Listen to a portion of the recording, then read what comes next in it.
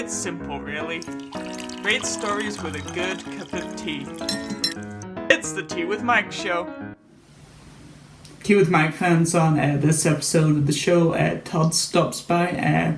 Topics of conversation include rock climbing, musical, and being in charge of a family-run business. So grab a cup of tea, sit back. Alright guys, welcome to another episode of the Tea with Mike show. Really excited for this one.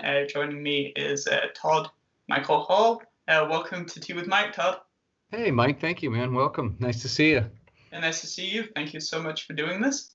Oh, well, thank you. I mean, it's a pleasure. I know it's a lot of work on your part, and certainly fun to be able to reach new people, and you're helping me be able to do that, so I really appreciate it. Fantastic. It's definitely reciprocal, and it goes both ways. So do you want to start by telling everyone where you call home?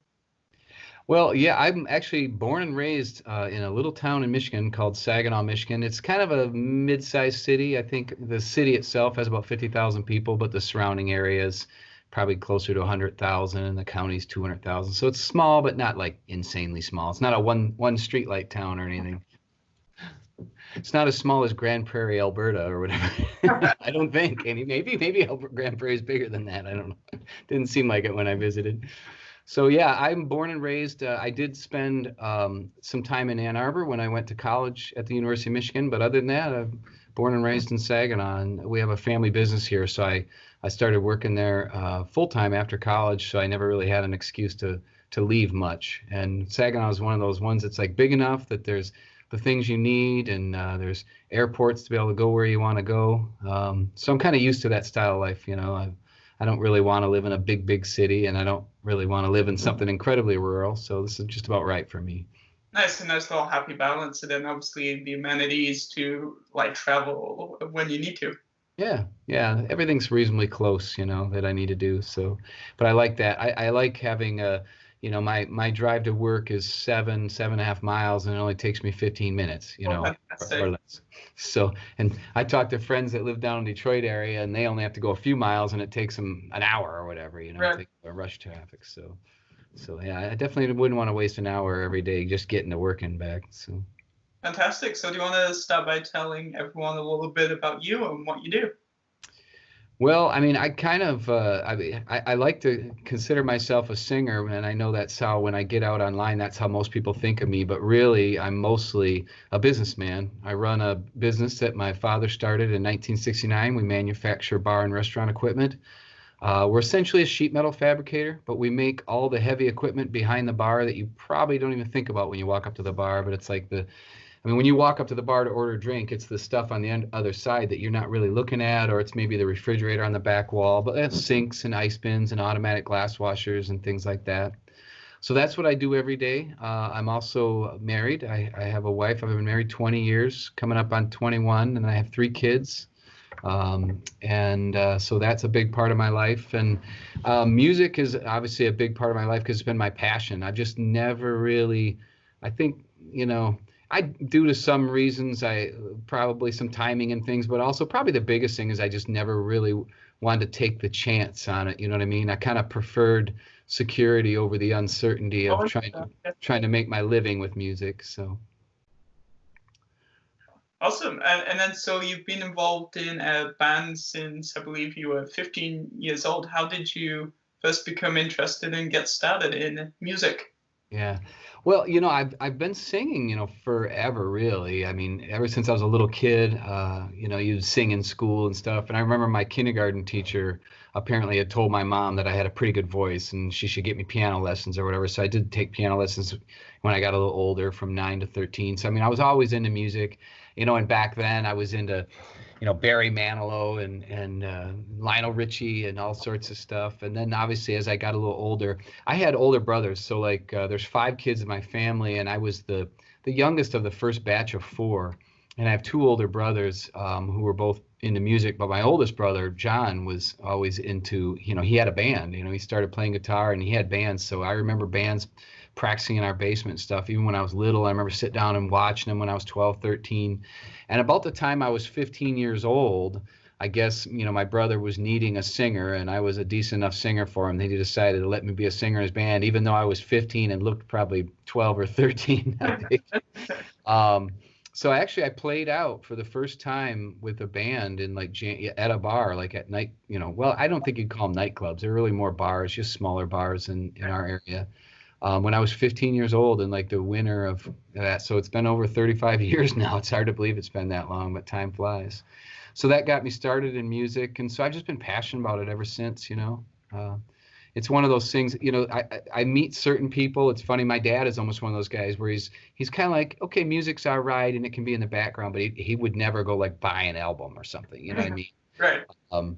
And so there's some people that are like that, and I'm more one of those people where music just feels like it's a big part of my life. Although I think I'm not as big of a consumer nowadays as I am, because I have so little free time. I spend most of my time working on my own music or music with my bands and stuff. Right. So a lot of times I'm not totally up on all the new stuff, but.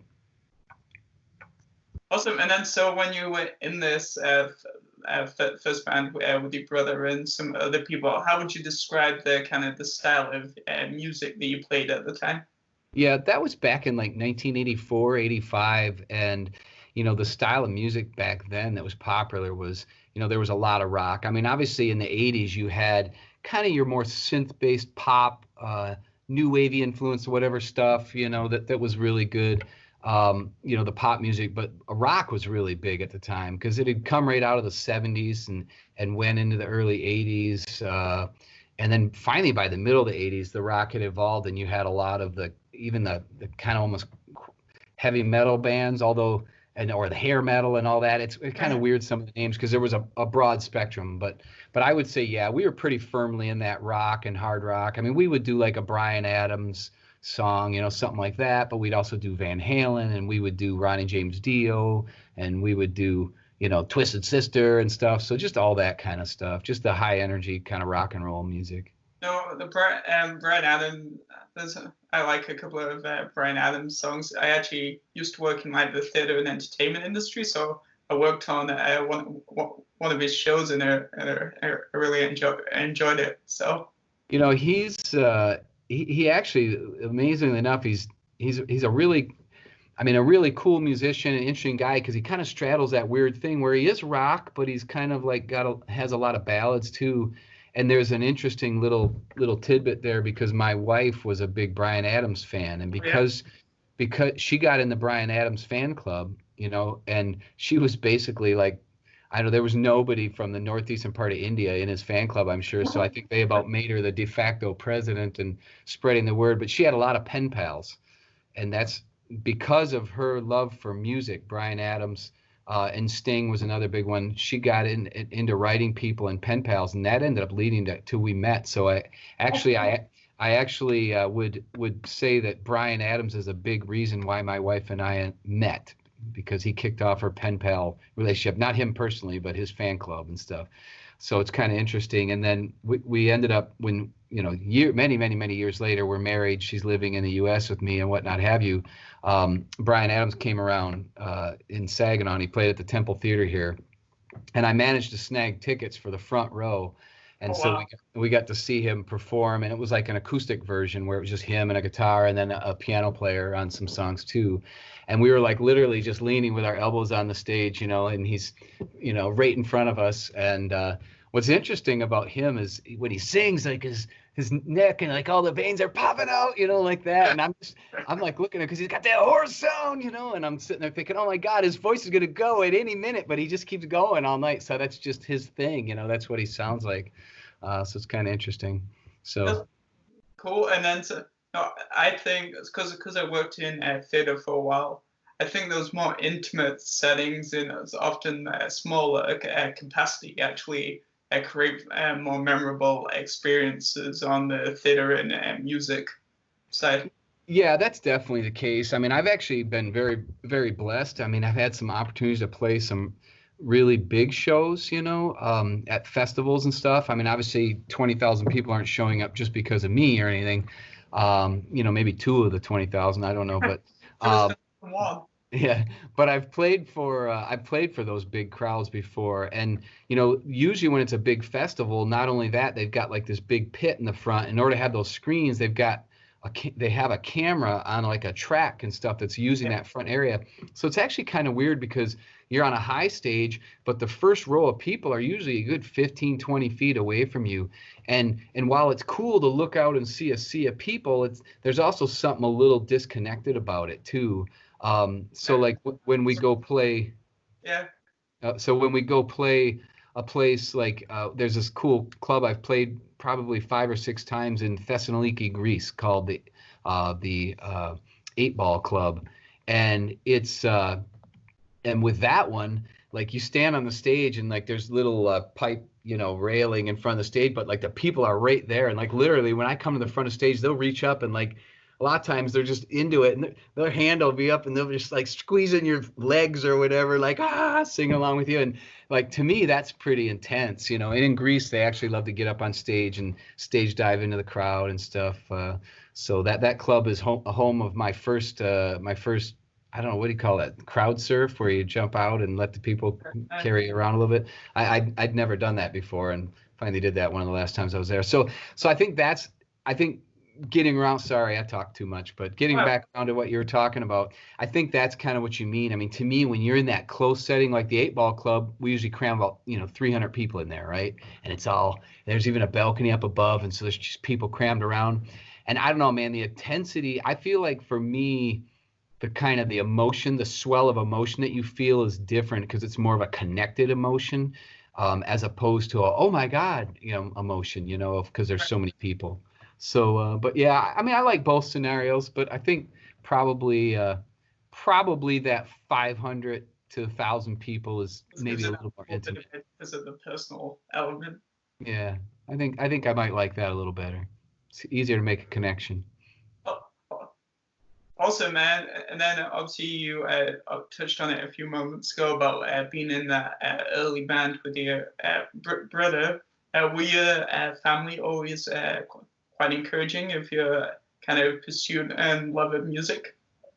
Yeah, I've always been blessed in that regard. My mom and dad, my dad's always been a hard worker. When I was younger, he was, trying to make the business go, and so he wasn't always around all the time. You know what I mean? He worked long days, and he still kind of tends to do that. Even though he's basically largely retired for a long time. I mean, only has to come in and do what he likes to do while we run the business. You know what I mean? That's it. Yeah. And my mom, she was always a stay-at-home mom, and it was just so wonderful because she was always there and very supportive of everything. And actually, yeah, we used to practice in the basement. It's kind of funny because my mom is whatever, 77 years old, but she's like a fan of heavy metal music. I mean, she likes all types of music, so it's not like she only listens to heavy metal. But like she's a big fan of like Disturbed and people like that. She loves that Draymond dude. Loves his voice. And so, yeah, we used to, I mean, because it was funny when we would practice in the basement, it was loud. I mean, you're up in the kitchen, you just hear the dishes rattling and whatnot have you. And so they were really pretty amazingly understanding and supportive of that. And so, yeah, they always have been very supportive. I think it helps if your kids are otherwise responsible, then, I mean, I don't think you stress out. Like when I was younger and had really long hair and whatever have you, I mean, I also did really well in school. So like they weren't particularly stressed out about that sort of thing, Nowadays, it seems like the long hair thing's not a big deal. Back in the 80s, it was a little more of a big deal, I guess. What were some of your favorite subjects in school?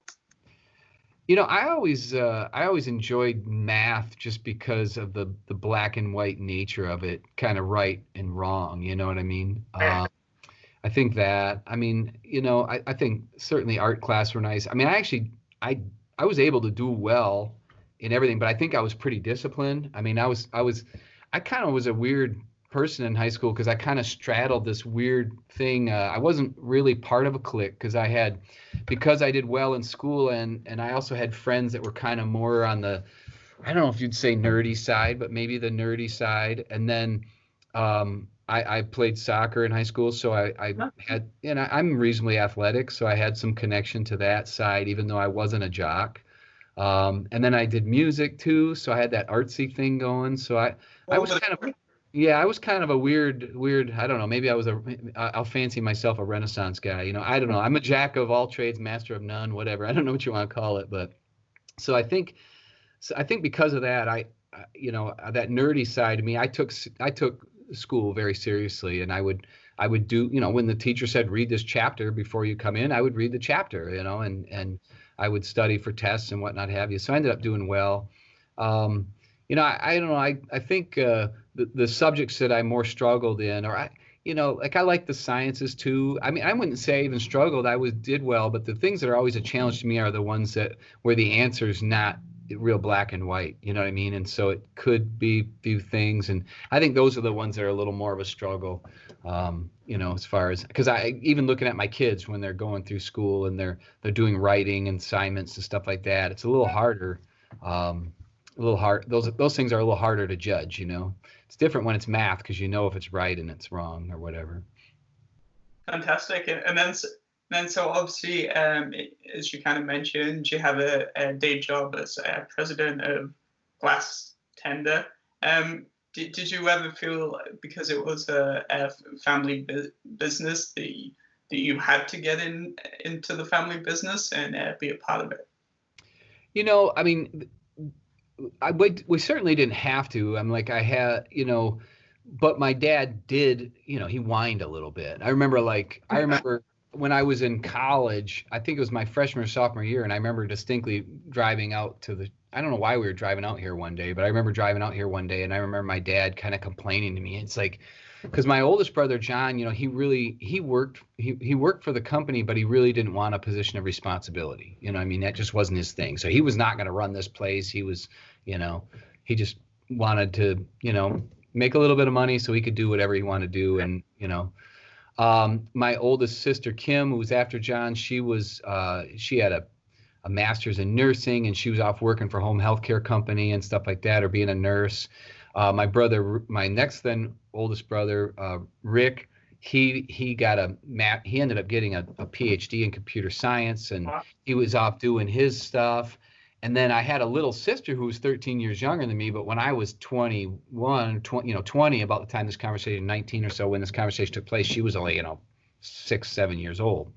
So I remember my dad saying, man, I've got this business and I want it to last generations, and none of the kids are going into it and all that stuff. And so ironically, I'm kind of the baby of the family, but I ended up being the one to run it just because it was almost by default and nobody else wanted to go into it. I mean, in the meantime, my oldest sister did end up coming to work for us, a few years after I started full-time here in like around 96, 97. And she's still here. She's our VP of admin, and her husband's here. And my brother, Rick, he's here, like he's on our board and serves a consultative role for us, not, I guess, full-time job, but and then my littlest sister, she's here as our digital marketing specialist. So it's definitely a family affair. But I think it's because we gravitate to each other. We just have a really close bond. I don't think there was an obligation. We have a very, very tight bond in our family, which is wonderful. Awesome. So how do you, obviously you're very busy, you have a family, I'm sure you have a lot of responsibilities, being the person at the top for the family business. So how do you kind of balance your time between that and also doing what you love and probably what makes you happy, which is your music? Yeah. I mean, it can be difficult too, because, I'm also involved in the community. There's actually, and I forgot to even mention this, but you'll find this very interesting. Here in Saginaw, we have one of the largest, nicest tea houses in the world. It's a product of a sister city relationship we have with Tokushima, Japan. And so we have the Japanese Cultural Center and Tea House here, and I'm the president of the board for that. It's a volunteer position. I'm not paid any money. But I have some amount of responsibilities there, and I've been involved with other nonprofits in the area too, and so you do, we're part of the family business program that's at the local university here. So it's like you get pulled in like a lot of directions. And I think, my wife just has to be really understanding. I think probably the biggest thing for me, and, you might see it in some of my song topics now and then, is I consider myself a driven person. And when you are driven, it's like you only have this one life and you feel like you've got all these things you want to do. Um, and there, it's this double-edged sword, if you will, because if you spend the time working on your music, well, you're not spending time with your family. And so you always have that struggle and that feeling of guilt over it. And so it's really just trying to create that delicate balance, and it's not always easy. I think, obviously, I have two daughters that play soccer, and I'm always there for their games if I'm in town. I mean, sometimes I'm out of town, I'm not, and I try to support all my kids' endeavors. Interestingly enough, my two oldest are teenagers. Even my 10-year-old now, like they're not dying to spend time with me at this point. With teenagers, they tend to go elsewhere anyway. So, but yeah, that's always the struggle, I think, and I think that's why it can be hard to make things happen quickly. On the musical side, and I find things will come to me in spurts. Where, I actually have. Usually when I work with a band, usually what happens is they will send me music, and they'll demo the song out and say, okay, here you go. And I'll try to write lyrics and vocal melodies for it. And that can be tough sometimes because you're like, oh, you feel dry on a topic or whatever. Generally speaking, with me in that instance, I just put the song in and I let it play. But the only time, like I don't usually have a lot of time at home. So believe it or not, in that 15-minute drive to work and the 15-minute home and stuff like that, that's when I'm usually listening to the music and trying to write a song. Because I don't have a lot of time to do it at work or whatever have you. But sometimes it's at home. So I think it's really just a matter of squeezing it in the cracks. And what you'll find is other things fall off the plate. Like I don't spend a whole lot of time watching TV because I just don't have a whole lot of time to watch TV. So you just try to be as productive as you can and try to be there for your family, and realize when, maybe you're burning too many of your brownie points with your wife or whatever. give her some time, So what I'm getting is, because you got so many different things going on, you've almost developed a sense of patience and knowing that eventually it'll get done type. Yeah, I think you have to be that with some things. I mean, obviously, there are, even at work, there's some deadlines that you have no choice. You've got to meet them, so you've got to get them done. And then there's other things that you would like to get done, but you have to be reasonable on yourself with how much you can get done in so much time. I think the same holds true for music projects and even ripping the weeds out of my garden at home. But that's I really haven't done a good job. It's technically my wife's garden, but for some reason the weeds became my responsibility, and it's really overgrown. So I got half of it done, and ironically I haven't been back to it in 3 weeks, and now there's a bunch of weeds in the half I finished now. So, but yeah, it's hard. It's hard to do everything, and so maybe I don't have as spotless of a house as, some people have, if that's more their thing, I mean, but I can put up with a little dust or whatever here and there, so you just have to pick the things that are your priority, and some things are going to fall off the plate, Fantastic. And so obviously you've been in multiple bands to date. Can you talk a little bit about how maybe your style of music has evolved over the years? I think what happened to me is, I was kind of into this hard rock, heavy metal music. And then about the time I graduated college in 1991, the music scene changed a lot. And the style of music that I grew up with almost became like really out of fashion, if you will. All the grunge stuff came in, and I kind of just kept at it for a few years. But it's like, I don't know, I just ended up getting busy with work and stuff like that. And so I took a break for a while. And then I got back into it in 2004, kind of doing what I would call old school heavy metal or power metal, I guess you'd say, only because there was a guy named Jack Starr who needed a singer. And I sent him my stuff, and he and the record label there ended up picking me. And so that kind of got me started back up. And really, oddly enough, talk about patience, the album didn't actually come out until 2009. So 5 years later. Yeah. So, but that kind of spurred into me again. And from there, I ended up starting another band called Reverence and did a couple albums with them. I ended up doing 3 albums with Jack Starr and Burning Star. And then that got me into Riot. And Riot, oddly enough, was a band that I had known way when I was younger, because I remember my brother playing Swords and Tequila, which is one of their hit songs off their 1981 album. I remember my brother's band playing in the basement and listening along and singing along with it. And so in 2013, I ended up getting in Riot, and that's where things really blossomed for me. It was kind of ironic because here I was, in my 40s, I guess, and I was finally getting a chance to play shows. Actually, I played my first show in Europe with Burning Star, and that was in 2008, and then again in 2009. And I did play some shows. I think it was in 2012 or 13 or whatever with Reverence.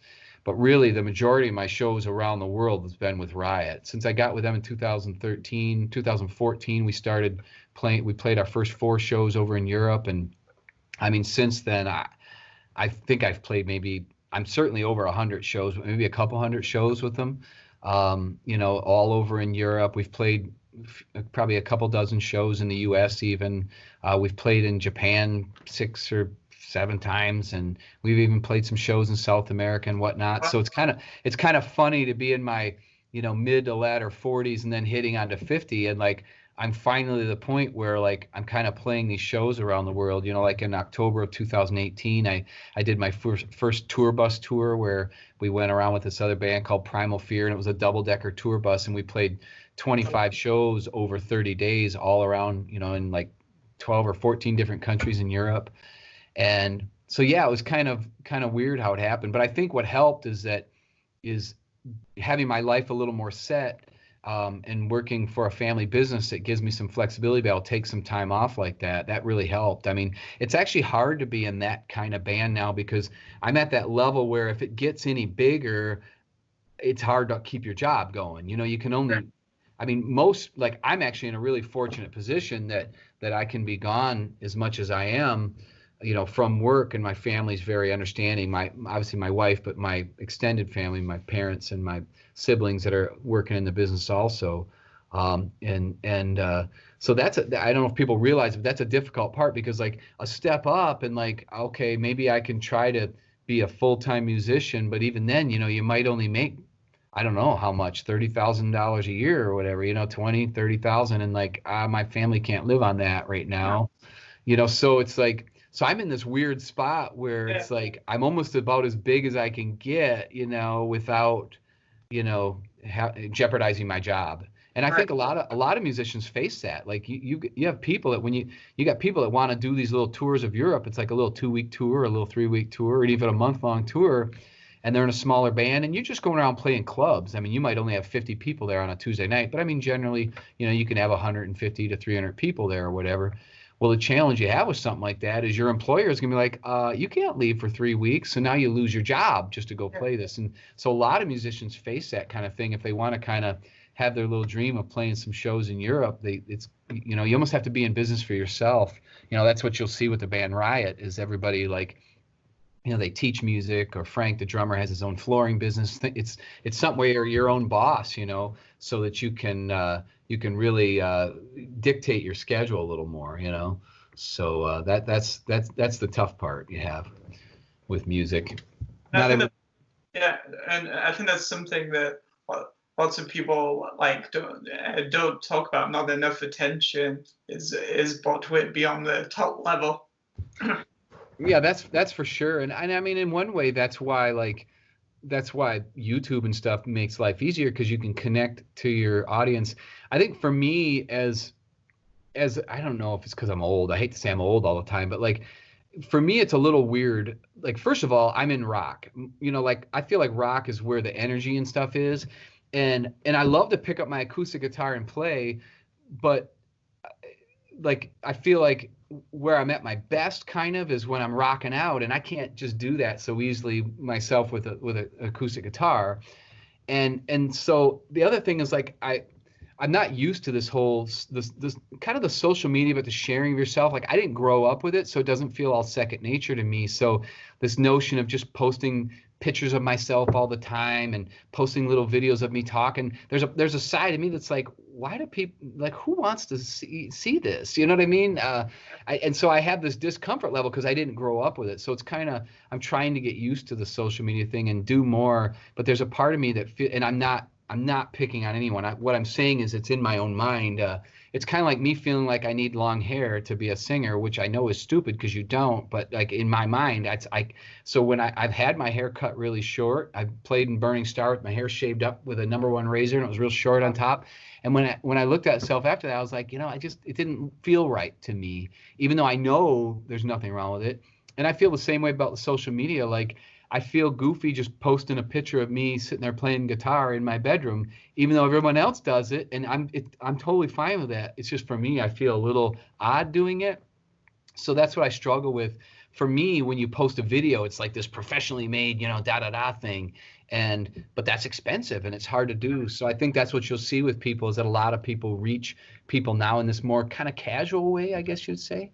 And that's something I need to get my arms around more. I just need to have a higher comfort level with it. And I don't have that yet. So I struggle with that a little. Awesome. Yeah, the world and technology is always evolving, so I don't think anyone can ever feel fully comfortable because it's constantly changing. Yeah, and I think it's hard.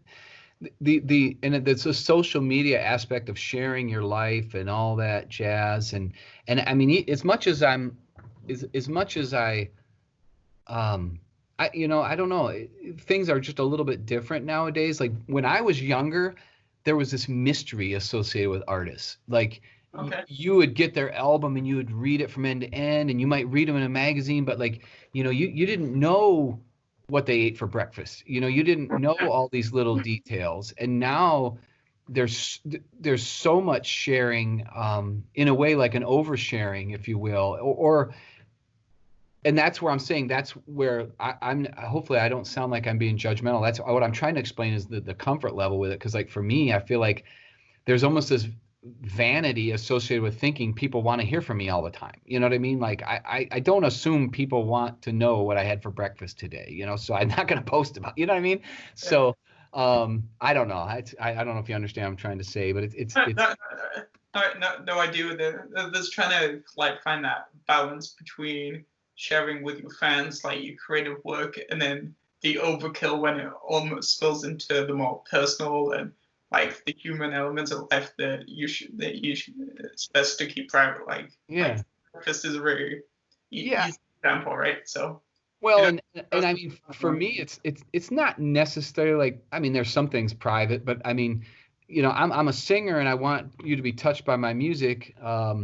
And it's like, I mean, I guess if those are things you appreciate, that's what I got used to. I just have to get used to what they appreciate and what they want me to do, and what they want from me. But I'm assuming, like I don't feel like my life is any more exciting or whatever than anyone else's. So I don't assume people want to have this cameo footage of me, whatever, walking around shopping or working or what, what I'm saying? It's like some of the stuff people post, it's like, I don't know. So we'll see. I have to get better at it, I guess. Well, we can all get better at things. So you released your first solo album, Letters from India, in 2017, and it was inspired at the time by your pen pal relationship with your wife that you touched on earlier. So how important to you is it that your music and lyrics tell a story? I think especially on my solo side, for sure. What happens sometimes is, I tend to write in the hard rock world or the heavy metal world. I don't picture myself writing like love songs. I mean, and I will, because there's different types of love, obviously, and I'm open to that, and I have. But sometimes in the heavy metal world, it feels like you're in a little box, if you will. Like there's only certain topics you can write about, and so I find that when it's just me on an acoustic guitar or whatever, and I'm writing my own music, or me on a piano, or melodies that pop in my head, they do tend to come from me, and they tend to be a little more personal. So I don't know. I feel like the songs that probably connect the most are the ones where you have a strong connection with them, and they don't necessarily have to be sad or whatever, or even a love song or whatever. But I think the more you feel the connection, I think, like there's a song that I wrote for the band Riot, and it's called Take Me Back. And it's interesting because for a band like Riot that's been around for a very long time, I mean, their first album came out in '77. To have a newer song be a hit, and I put hit in quotes because it wasn't like a top 40 hit or anything.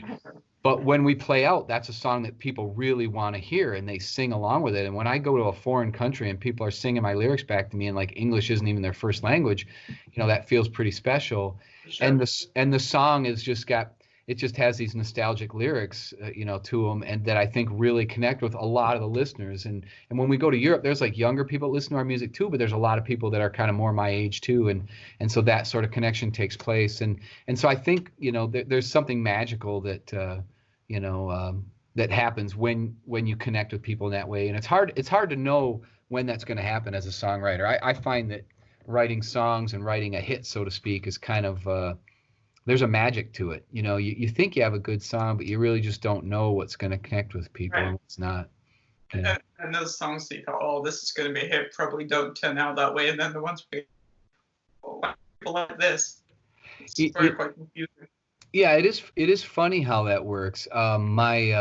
Because I released some digital only, music right before I went on The Voice, and my timing was kind of stupid because then once you're in The Voice, they don't want you to promote any of your music because it can influence the voters. Like, you're not supposed to post any videos of you singing and things like that. So like I couldn't really promote the music. So in hindsight, it was probably dumb to release, but whatever. It doesn't matter. Probably doesn't make a big difference. Right? But one of the songs, I have a song on there that's called At My Worst, and it's got this kind of almost like island type reggae feel to it or whatever. And I just feel like it's such a great song. I thought this is going to be the hit. Like if I was going to make a video, this would be the song.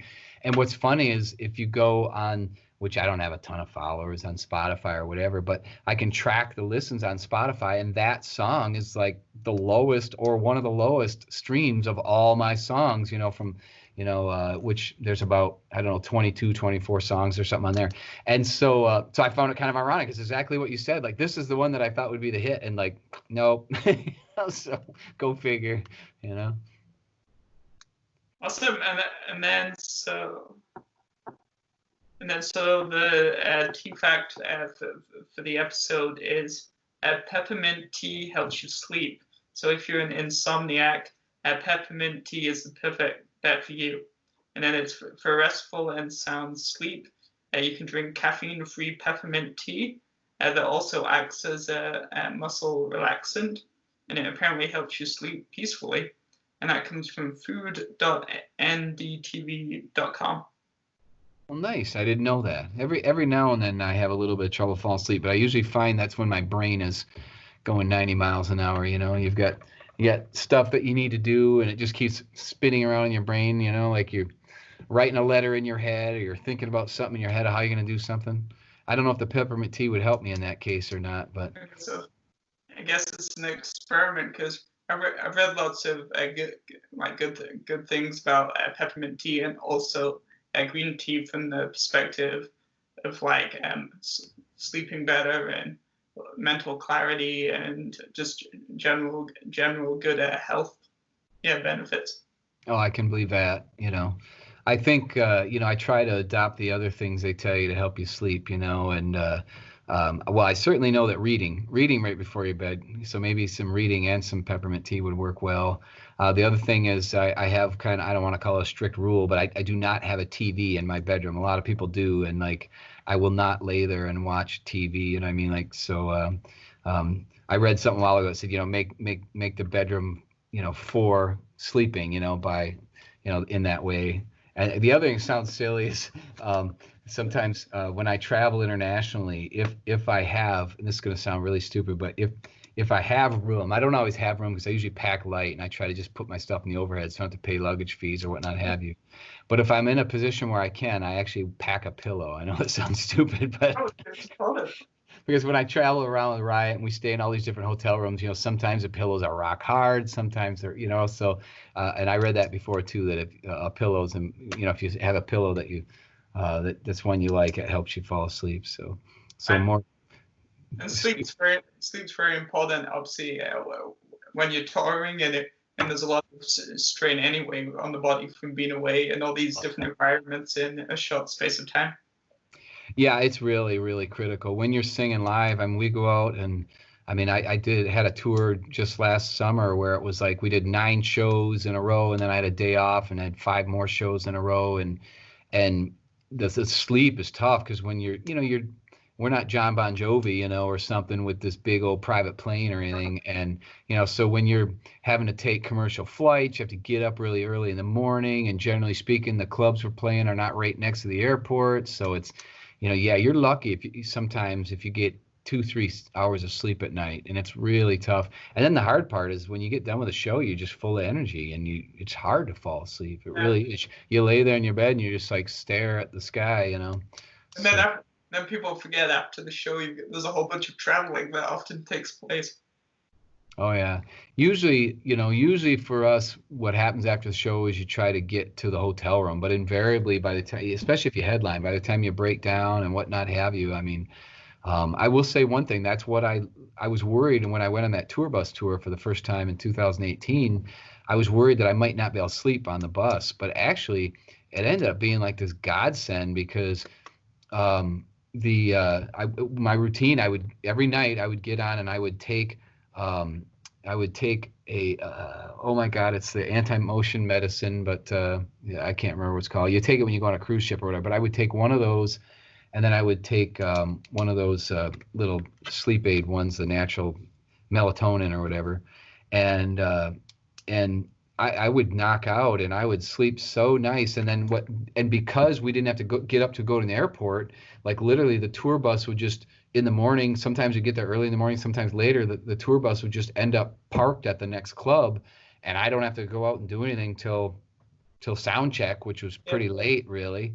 So I mean, I could lay in the bus till noon if I wanted to. So I was finding myself getting 9, 10 hours of sleep every night, and that helped a lot, a lot. It's amazing how much the sleep makes a difference. Because I had a tour previously where we did like 8 shows in 9 days, and I had one night where I got 0 sleep and stuff like that. And by the end of that tour, I was just sick as a dog. So it's amazing how much of a difference sleep makes in your health. That's for sure. And also the challenges of eating properly whilst around tough. Oh yeah, it is. What I do, my rule of thumb when I'm out with the band and traveling in general is be voracious whenever you find yourself around fruits and vegetables, because it's really critical to have them to be healthy. And I try to get plenty of servings of fruits and vegetables in every day. Yet a lot of times when you're traveling, they're not there. You know what I mean? So when you do find them, consume them, in quantities. When you do end up at a restaurant and they have it sounds silly, they have a salad on the menu, whatever, spend a little extra if you have to, get it, whatever, because you just can't get enough of that. Don't worry. A silly one about what sandwich to order at this Tony's restaurant. Jeez. So it's all good. So I first became aware, obviously, of you through the US version of the Voice. So do you want to talk to us and the audience a little bit about how the opportunity came around?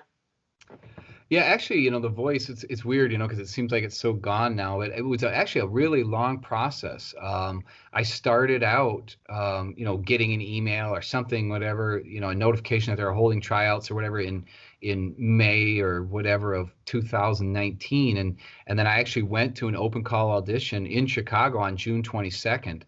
And so I wasn't actually voted off the show, really, so to speak, until May 4th. So I mean, like a year-long process, and all that time you're not supposed to tell anybody anything. You have to keep it secretive, obviously, until the show starts airing.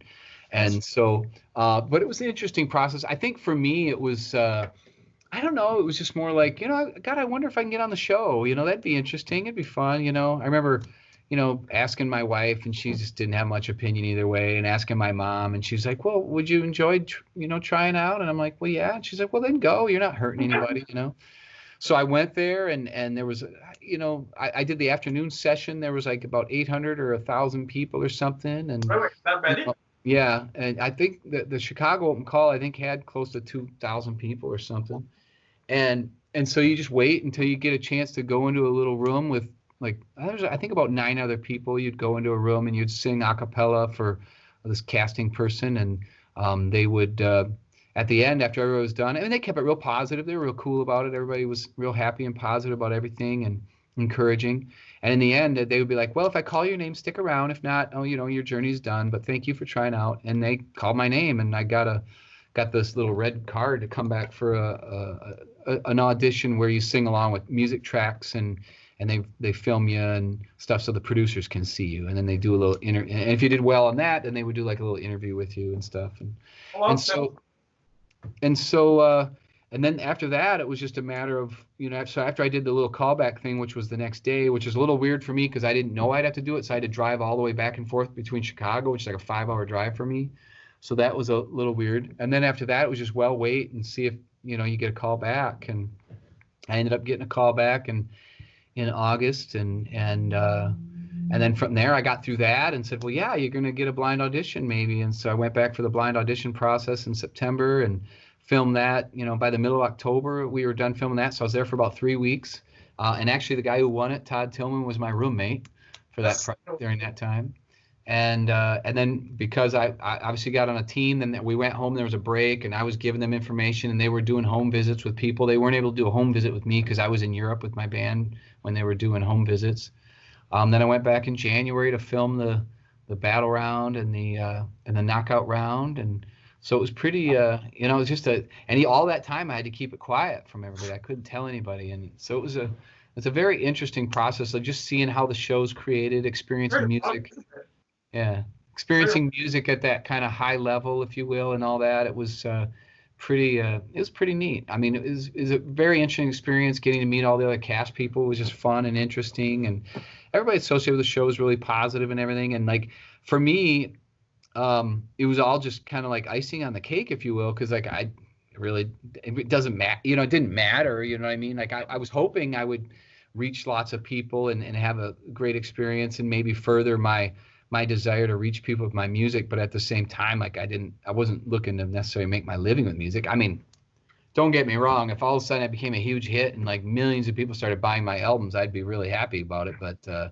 But like it's not necessary, if you know what I mean. So I think yeah, for me the music is really primarily a passion at this point. I'm not so worried about making a living doing it. It's just hard because it's one of those things where success in music means you're reaching lots of people. And usually if you're reaching lots of people, you're probably making a lot of money. But I don't know if that's so true about, like the YouTube people or whatnot have you. I mean, I don't know if they're necessarily, if a lot of people are watching their videos, maybe they're making a lot of money off that. But yeah, I don't know. I don't know how it works for everybody else.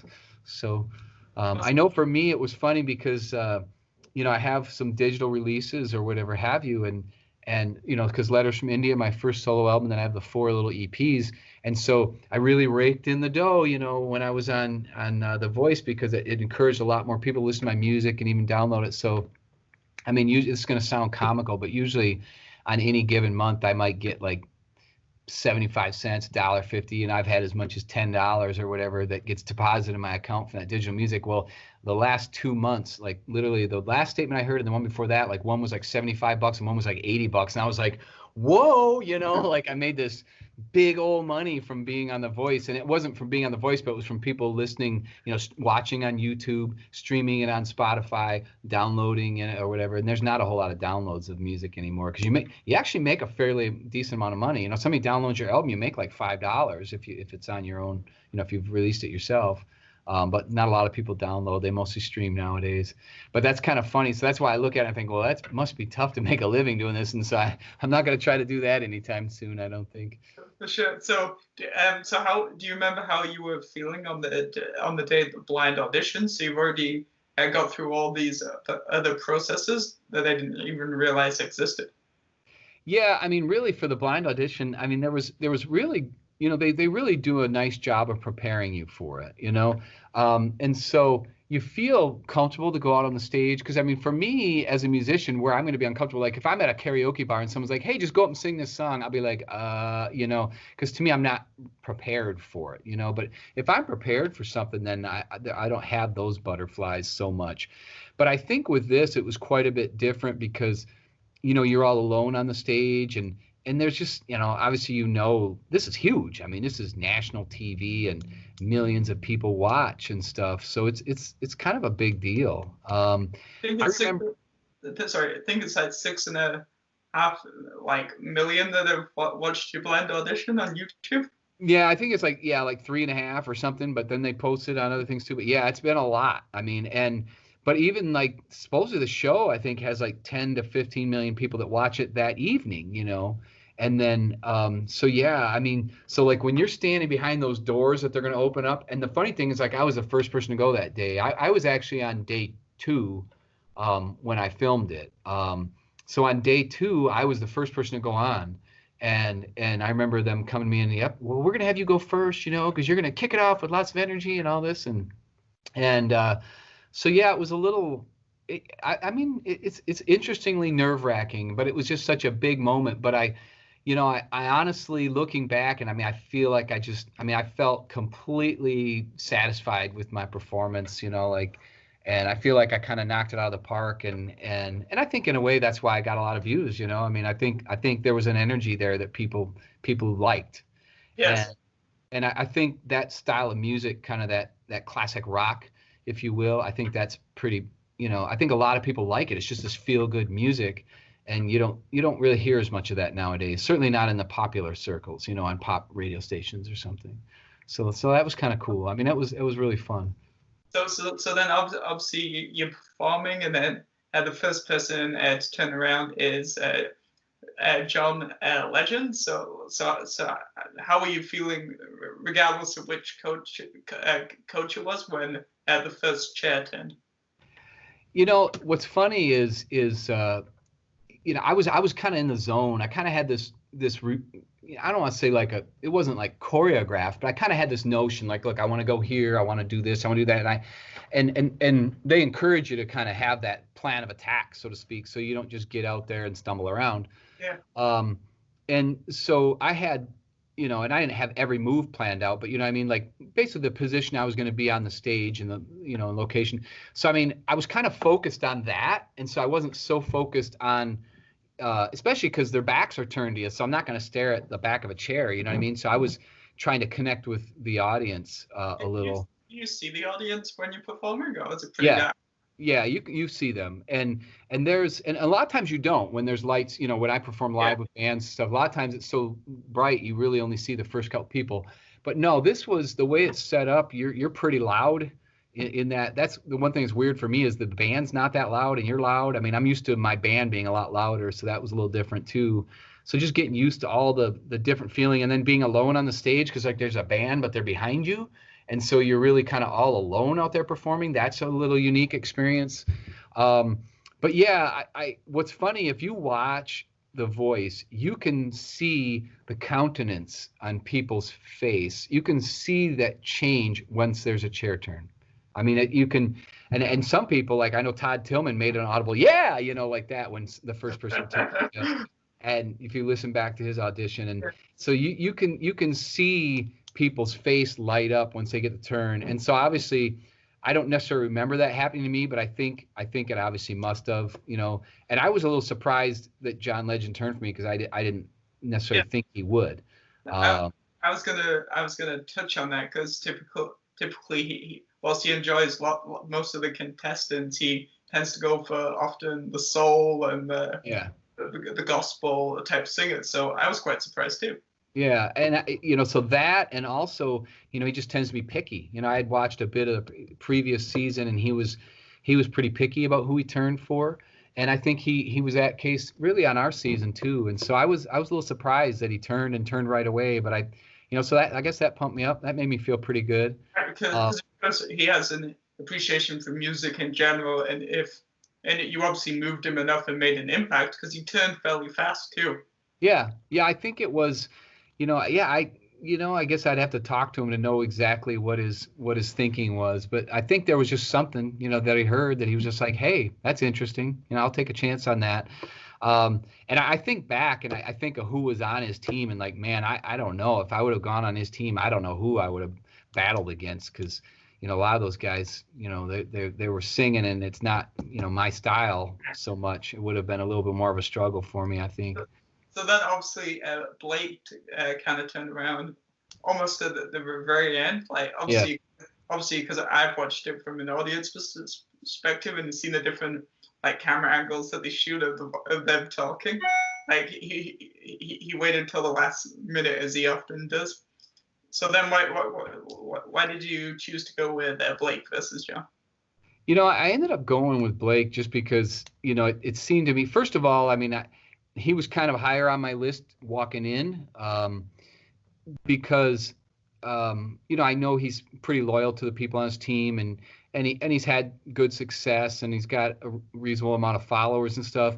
But also, in my mind, country is a pretty close cousin to rock, and I felt like if I was going to be in the rock lane. And then when he started throwing in that he likes, all the old school classic rock and stuff, I mean, it was like, all right, that's kind of a no-brainer, So it seemed like it made a lot of sense. Yeah, so that was the big one. It was because you felt country is pretty closer to the rock genre. Yeah, that's pretty much it. So. Awesome, and then so what did you kind of learn from being on the Voice, and how was the Voice changed your music in terms of like exposure and opportunities? Well, I mean, I definitely think it's given me a tremendous amount of exposure. I mean, I think with learning, the things that I learned on The Voice, I think, and I don't necessarily know how much they apply to my typical performances. A Voice performance is unique because it's like 90 seconds to like, say, 2 minutes or 2.5 minutes. Yeah. And I'm a little more used to being on a stage with a band for at least 45 minutes or so, and maybe even 2 hours or more. And I think it gave me an appreciation for thinking about the performance, what you're going to do, the performance as a whole, and how you're going to communicate and connect and all that jazz. Whereas I think I've been a little more casual about it. I just go out and kind of do my thing. So I think The Voice gave me that, for sure. And it's neat, the exposure to music production and then television production at that high level.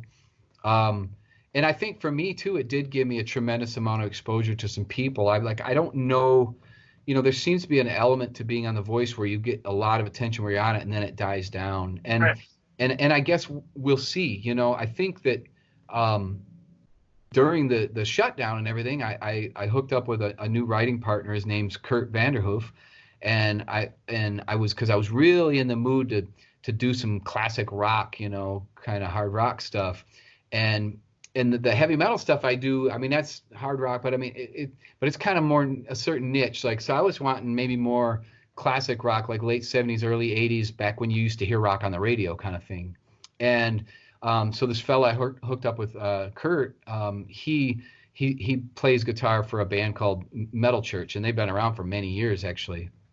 And I knew them. Like, I remember watching them on MTV when I was, a kid in the 80s. So, or when maybe not a kid, but teenager. And so, so it's kind of cool to hook up with him now because I feel like I've known him for so long.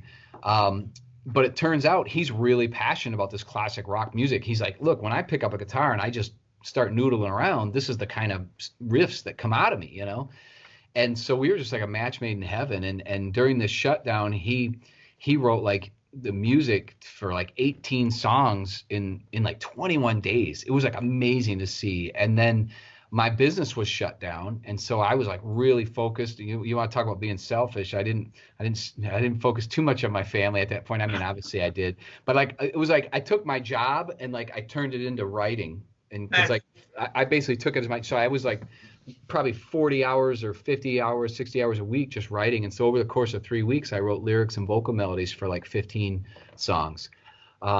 And we ended up recording like 4 cover tunes too. So I actually have like 19 songs that are finished, all recorded. They're in the can. I mean, they've been in the can since May. But the thing is, it's like I can't just release them. You have to put all the promo and stuff together to release them. And so I think, getting back to your question about what the exposure will do, well, we'll find out. I mean, I feel like I have a really good product. Like if you look, and obviously, I don't know exactly how YouTube works. 3.5 million views on my video. I don't know that means it's 3.5 million people because if you're watching on different devices, but whatever. But it's safe to assume there's quite a few people that seem to like that video, even from just the thumbs ups or whatever, and from the likes on it. And so my hope is now that they're connected to me enough, or that when we put out the music and promote it, that I'll get a few people that would want to listen to it and want to give it a shot. And so that's the hope. I'm working with a guy named Joe O'Brien. He has a record label called Rat Pack Records, and Pack is spelled P-A-K. And I'm kind of letting the cat out of the bag a little bit because we haven't even really announced all this stuff, but that's fine. And so we're working on stuff. I'm trying to put together, the promotional material, videos. I just had a photo shoot the other day, about a week or so ago, filming some of your typical rock photos in an old abandoned building, what not have you. And so we'll see, it'll be really interesting. We're shooting to kind of see if we can get something released before the end of the year, but I don't know for certain if I can make it happen. COVID makes everything more difficult because trying to fly somewhere to film a video and stuff is a little more difficult nowadays. And I have to quarantine when I come back to work and, stuff like that. So yeah, we'll see. I certainly gained quite a few followers. I mean, not like a million or 30,000 or whatever, but I mean, I gained quite a few followers on Instagram and Facebook and whatnot have you. And so I'm hoping that, more people will be, nowadays in the rock genre that I'm in, if you release an album and it sells 10,000 copies, you're like amazingly successful. I think, it's hard to sell a lot of music nowadays. So we'll see how it goes. And so do you still keep in touch with Blake?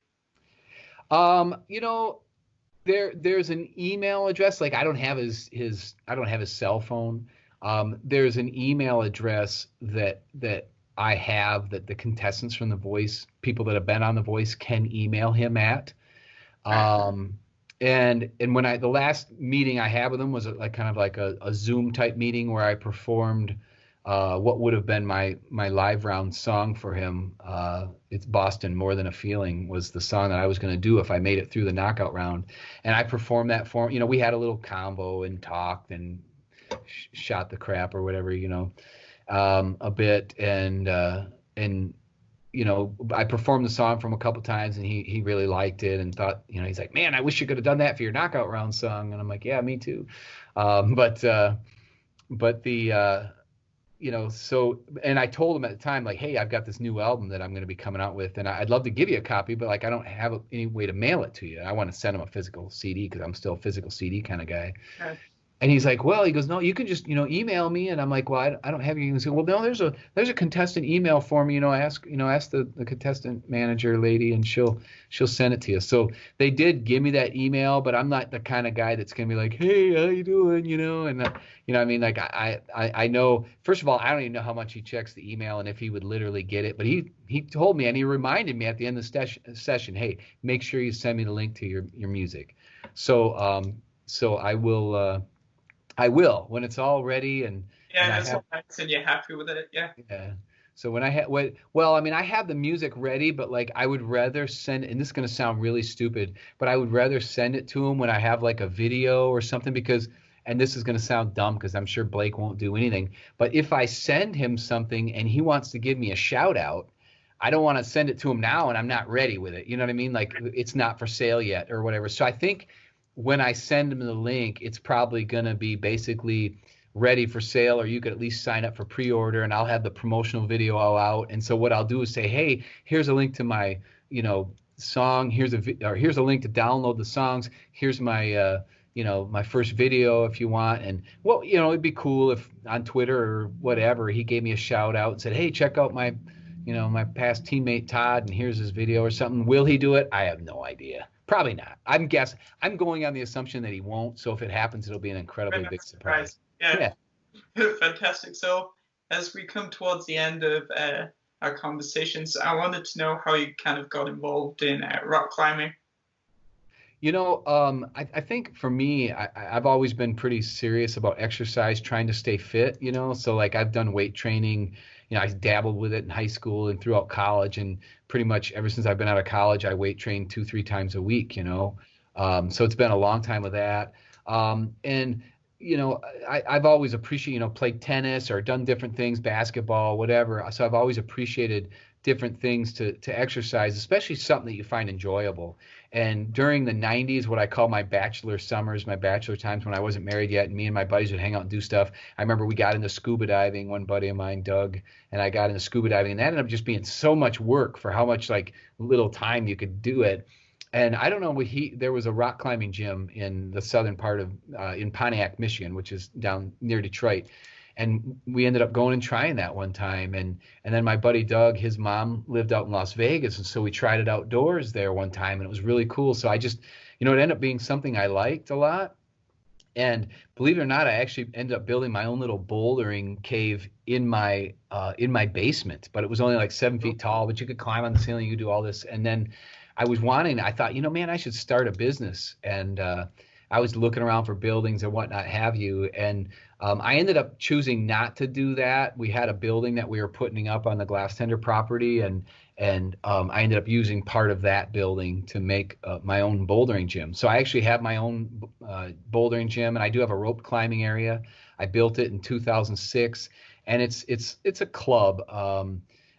I guess you'd call it private, but it's pretty much anybody can go. The only trouble I have right now is just I only have so much capacity for people to come. Once you have a dozen people in there, it's kind of quite a bit. But I mean, the club is about 25 foot deep by 55 foot wide and 14 foot tall, and it's just you climb all over. I used to have a web page up for it and everything, but I can't. I honestly had to take the web page down because I had too many people trying to climb there, and I couldn't accommodate, because what it was, there was a local climbing gym here in Midland, Michigan that closed, and when all those people started trying to come, it just became too much. You know what I mean? Right. But yeah, so that's how I've been into it ever since. But I actually hurt my arm last year, so I had surgery on my elbow back in February, and I've been trying to recover. So I haven't even really been able to climb lately. It's been very frustrating. I guess I'm having to succumb to being old, I guess. I don't know. I can only do so much of it. I'm a little, I'm a little anal when it comes to the climbing. Bouldering is pretty intense climbing, and it's pretty hard on your joints and your fingers and whatnot have you. So that's what got me into it. I actually wanted to climb indoors to train so that I would be good for climbing outdoors. But now I'm just so busy with music and everything that it's really difficult for me to find time to go climbing outdoors, because it's just yet another thing that's going to take me away from my family. So it's kind of one of those things that just falls off the plate. I'm able to climb in my gym, but unfortunately not outside so much. Gotcha. And I understand that this club is a way that you give back to the local community, and people can climb for free. Yeah, that's the way it works. I mean, and I do, like, I pay for liability insurance, so if somebody falls and gets hurt, like, they're not going to take my house or something, you know what I mean? So I have an insurance policy to help make it so that if something happens, I'm kind of covered. I'm not necessarily covered, but I'm reasonably covered. But yeah, I mean, basically people just come and climb for free, and we just open it about 2-3 times a week. And it's actually kind of fun because, I've met and made a lot of friends there, and there's a local university. Some of the people are a little transient, they're going to school for a little bit and then they're gone, or they come work here for a few years and then they move away. And so, man, having had it open since 2006, I've actually made quite a few friends. So a lot of my really close friends right now are people that I made through the climbing gym. So it's kind of fun. They come, they can set their own routes, and then it's kind of like this fun thing where it's like, hey, try this route, try that route, and it's like, feed off each other a little bit, and you learn from each other, and so it's kind of a fun. It's kind of turns into a social thing too. Awesome, and a great way to give back to the local area too. Oh yeah, for sure. Awesome. Well, thank you so much for being on the show today. Oh, you're very welcome, man. I apologize. You're probably like, oh my God, is this guy ever going to shut up? Because I talk so much. Yeah, you got lots of good stories, lots of depth, lots of interesting components, lots of different people will be able to relate to. Good. Well, I appreciate that. I appreciate you taking the time to do it, and appreciate you having me on the show. Awesome. All right, guys. This was another episode of the Tea with Mike show, and you'll be able to. You're obviously going to be watching this at teawithmike.com. So thanks for watching.